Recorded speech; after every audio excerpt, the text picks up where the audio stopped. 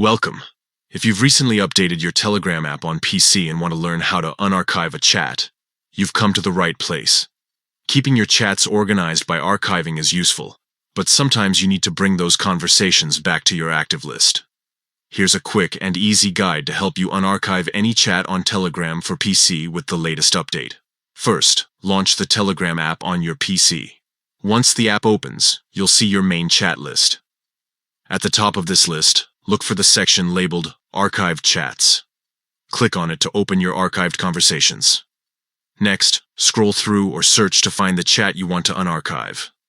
When you locate it, simply right-click on the chat with your mouse. A menu will appear with several options. From this menu, select Unarchive. By doing this, the chat will immediately move back to your main chat list, making it easily accessible again. That's all there is to it. This feature is very handy if you've archived chats to declutter your screen, but need to quickly restore important conversations. Unarchiving helps you keep your chat list tidy, without losing track of anything. Remember, the process is straightforward. Open Telegram on your PC. Click on Archive Chats at the top of your chat list. Click on the chat you want to bring back. Select Unarchive from the menu.